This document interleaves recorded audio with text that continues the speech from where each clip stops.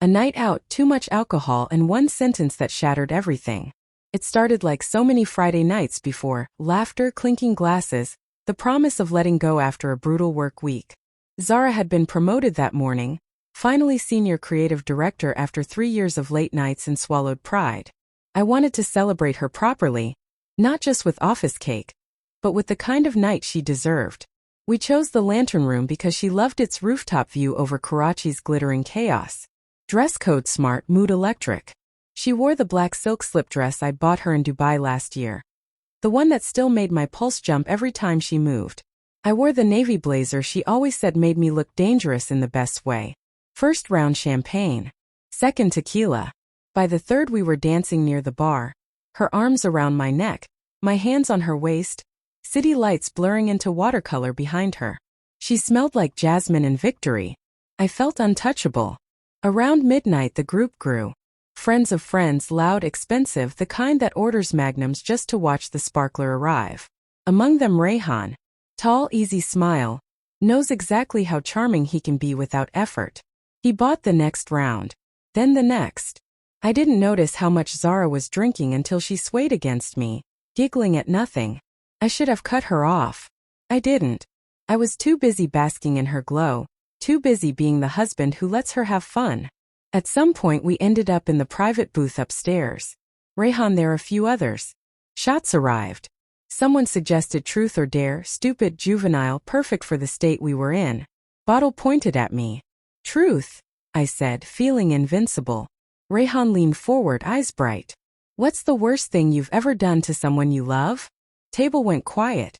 Zara's hand still on my thigh under the table, warm, trusting. I laughed too loud, too fast. Then I said it. I once told my wife she was the best thing that ever happened to me. Right after I slept with her best friend in the backseat of my car on her birthday. Silence sliced through the booth like a blade. Zara's hand lifted away as if I'd burned her. I realized too late what I'd said. Not a confession. A joke. A drunken, tasteless, borrowed line I thought would land as dark humor.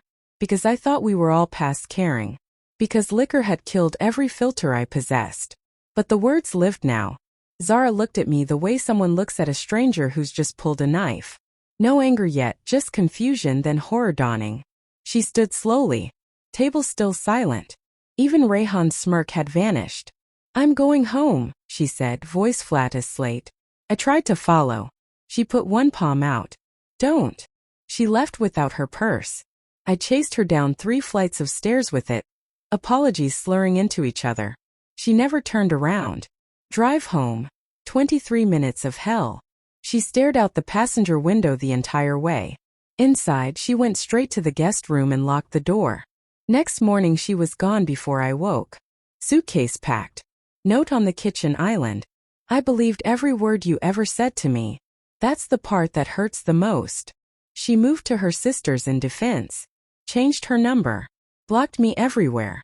When I appeared at her office 2 days later, security walked me out. I tried to explain, desperately, repeatedly, that it was a joke. Terrible, cruel joke. That I'd never cheated. Never even looked at another woman. That I loved her more than air. She wouldn't listen. Wouldn't meet my eyes. Wouldn't answer. 3 weeks later the divorce papers arrived. Clean. No fault. No demands. Just her signature already there. I signed too. What else was left? 6 months on. She lives in a beautiful Clifton apartment. She got the promotion she deserved, and more. Friends say she's doing well. Better than well. She smiles in photos again. Real smiles.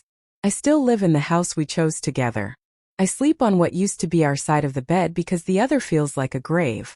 Every mirror shows the same face that laughed while it destroyed everything. A night out. Too much alcohol. One sentence. That was all it took. I didn't cheat on her. I never betrayed her body. But I betrayed her trust in the cruelest way possible, by making her doubt, even for a second, whether every I love you had ever been true. And that sentence still echoes in both our heads. Only one of us gets to walk away from the echo. It isn't me.